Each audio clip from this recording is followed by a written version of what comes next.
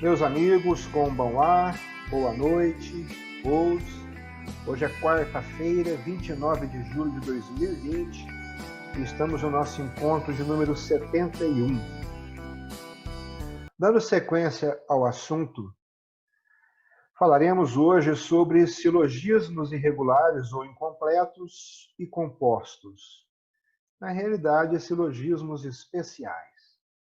Nós temos como mais conhecidos o entimema, o epiquirema, o polissilogismo, soritês e dilema.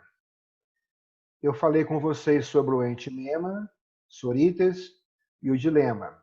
Hoje vamos falar um pouquinho sobre o epiquirema e o polissilogismo.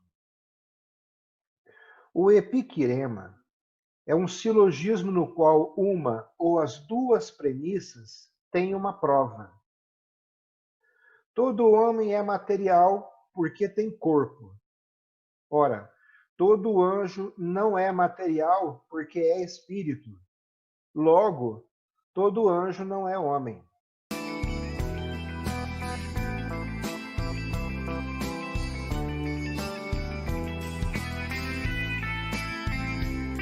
Polissilogismo é um argumento constante de dois ou mais silogismos, de tal maneira dispostos que a conclusão de um silogismo seja premissa do outro.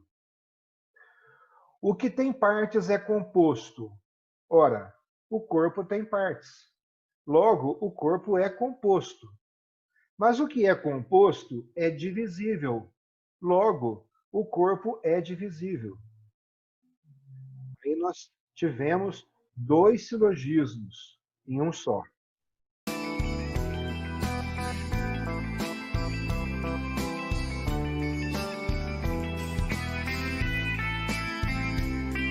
Vamos falar agora sobre o valor do silogismo, as objeções, sobre as críticas que já ocorreram com relação ao silogismo e algumas defesas.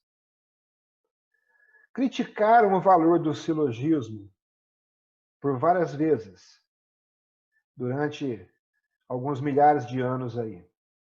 E as objeções praticamente se podem reduzir a duas. A primeira objeção é que o silogismo seria apenas um puro verbalismo. É a objeção constantemente retomada desde Descartes contra o silogismo. Este se reduziria a uma pura tautologia, isto é, a pura e simples repetição da mesma coisa. Não produziria, então, nenhum progresso real para o espírito.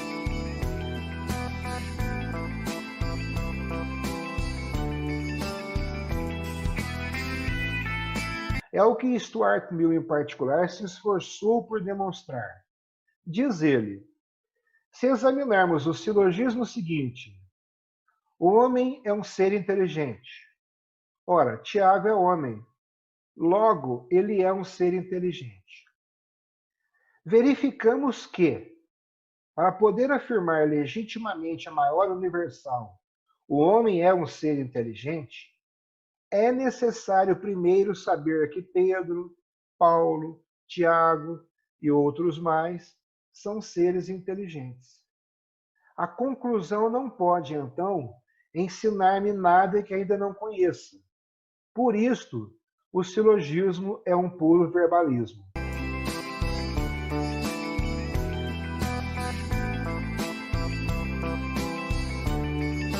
Essa é uma das críticas que as pessoas costumam fazer e que vocês mesmos em algum momento podem ter essa impressão ou que alguém pode criticar vocês, a nós, pelo estudo do silogismo, com essa alegação. Segunda objeção. O silogismo categórico se reduziria a um silogismo hipotético. Então, esta objeção, na realidade, retoma e estende a objeção anterior. Diz que, na impossibilidade de podermos enumerar todos os casos particulares, cuja verdade permitisse formular categoricamente a maior universal, todo silogismo que contivesse como maior uma proposição cujo sujeito fosse uma noção universal seria simplesmente um silogismo hipotético. O silogismo precedente se reduziria, então, a este silogismo hipotético. Se todos os homens são seres inteligentes, Tiago, sendo um homem, é um ser inteligente. Ou, mais brevemente, se Tiago é homem, é inteligente. Então, são estas as duas objeções mais comuns.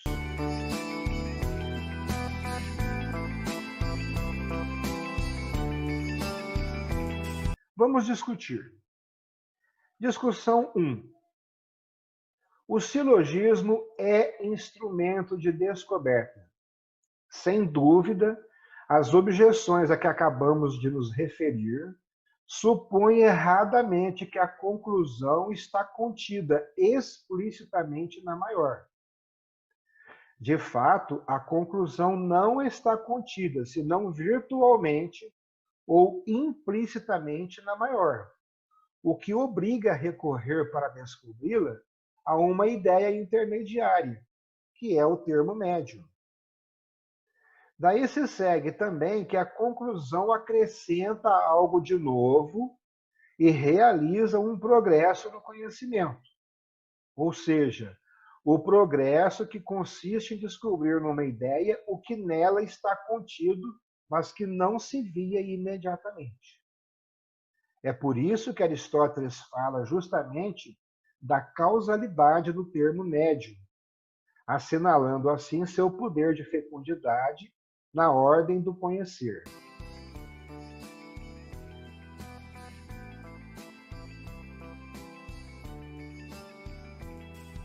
Discussão número 2. Valor do silogismo categórico. Todo silogismo categórico não se reduz a um silogismo hipotético. Os que levantam essa objeção se apoiam, sem provas, numa doutrina que nega o valor das ideias universais. A discussão dessa doutrina pertence, sobretudo, à crítica do conhecimento. Mas já se pode observar aqui que o conceito ou ideia universal exprime de início uma essência ou uma natureza real e objetiva, e que, sob esse aspecto, tem um conteúdo próprio, aplicável universalmente a todas as espécies do mesmo gênero e a todos os indivíduos da mesma espécie.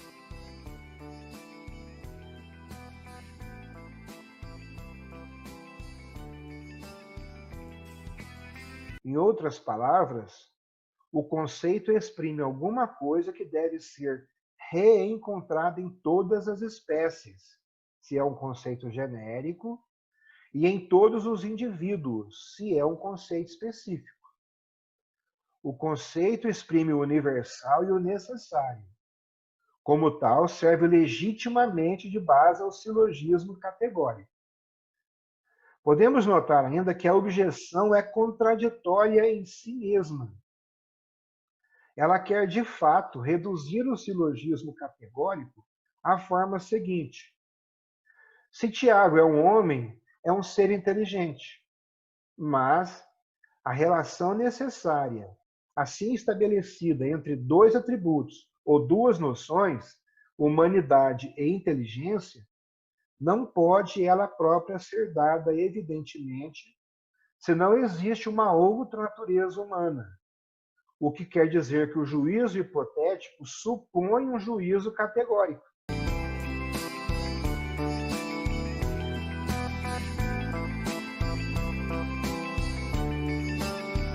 Assim, longe de um silogismo categórico reduzir-se a um silogismo hipotético, é o silogismo hipotético que implica necessariamente no juízo categórico.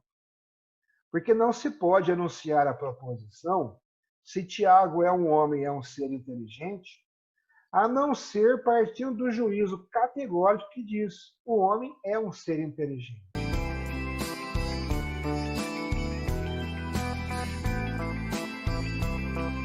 Terceira discussão. A verdadeira natureza do silogismo. Vimos qual é a natureza do silogismo. Já vimos que ele se fundamenta na essência das coisas. Isso equivale a dizer que A. O silogismo se fundamenta no necessário. A essência é efetivamente nos seres o que é necessário, ou seja, o que não pode não ser, suposto que os seres sejam. Assim, não é necessário que o homem exista, mas se existe, o homem é necessariamente um animal racional.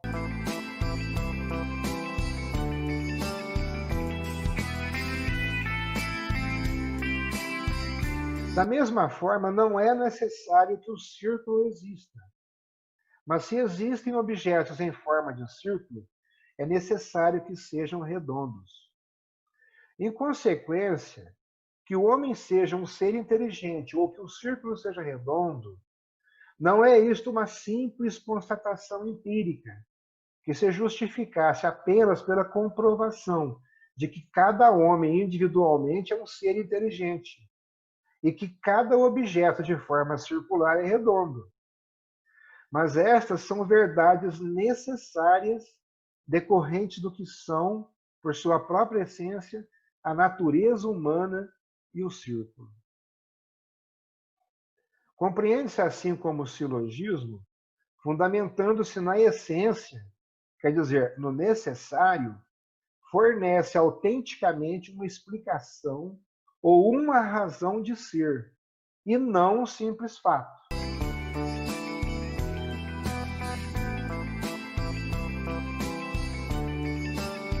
B.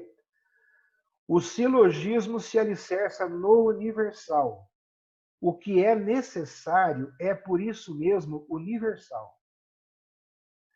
Isto deve estender-se do duplo ponto de vista da compreensão e da extensão, porque toda a natureza encerra sempre os atributos que lhe convenham essencialmente. Eles constituem o âmbito do necessário. Onde existe natureza humana, existe animalidade e racionalidade.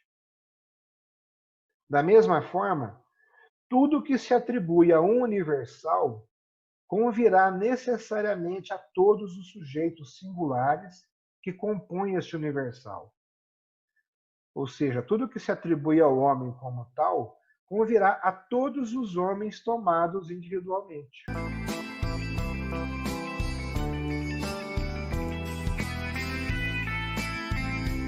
Vamos falar agora um pouquinho, revendo, sobre a indução. Falar sobre as noções gerais, né? E começamos pela definição. A indução é um raciocínio pelo qual o espírito, de dados singulares suficientes, infere uma verdade universal. O ferro conduz a eletricidade, o cobre também, o zinco também. Ora, o ferro, o cobre e o zinco são metais. Logo, o metal conduz a eletricidade.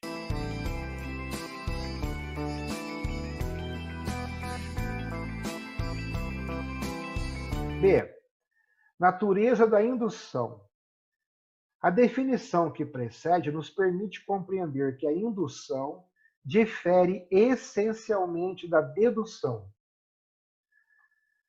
Com efeito, está no raciocínio dedutivo a conclusão contida nas premissas como a parte no todo, enquanto que no raciocínio indutivo, a conclusão está para as premissas como o todo está para as partes. Isso é fácil de se ver comparando alguns exemplos. Dedução. O metal conduz a eletricidade. Ora, o ferro é um metal. Logo, o ferro conduz a eletricidade. Exemplo de indução. O ferro, o cobre, o zinco conduzem eletricidade. Ora, o ferro, o cobre e o zinco são metais. Logo, o metal conduz eletricidade.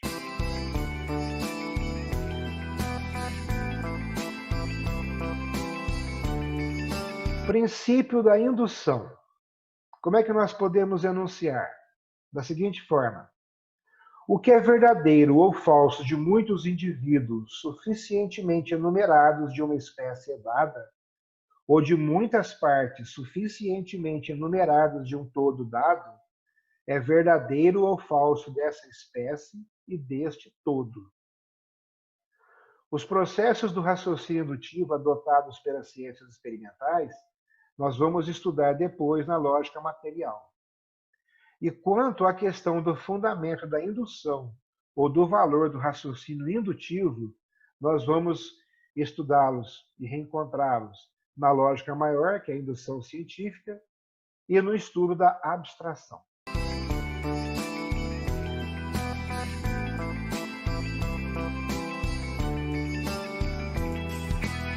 Se vocês olharem depois as anotações, vão perceber que isso aqui está bem simples.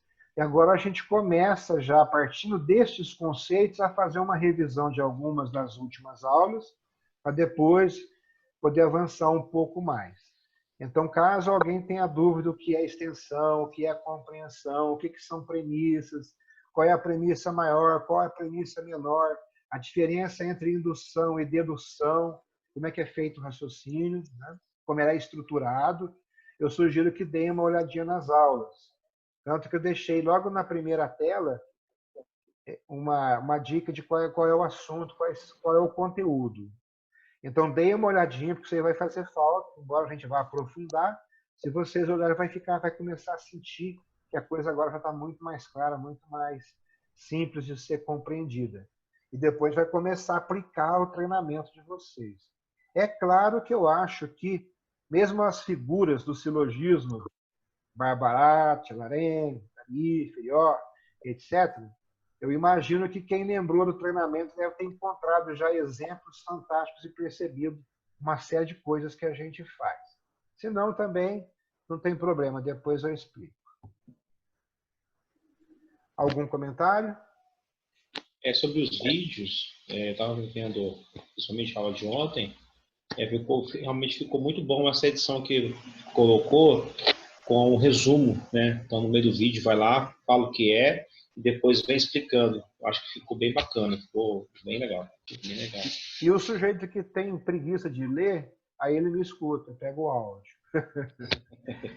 O interessante aí é o seguinte, eu sugiro a vocês que peguem aquelas telinhas, principalmente se tiver alguma dúvida, e deixa aí perto de vocês agora para revisão e tudo mais.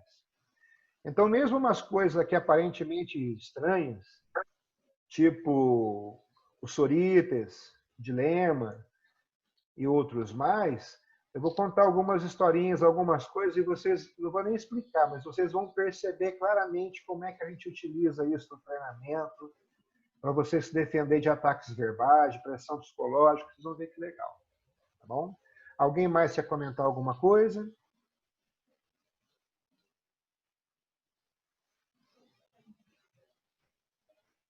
Não, né? Então tá bom. Ou então eu estou só com avatares aí. Pessoal, muito feliz em tê-los aqui. Amanhã estaremos juntos novamente, depois de amanhã também. Uma boa noite a todos vocês, com muita saúde, com muita paz, com muita felicidade, um sorriso nos lábios. Cadê o sorriso? Agora vem a caipirinha, a parte boa. Isso é bom, pode vir aqui que eu faço. Oyasu Minasai.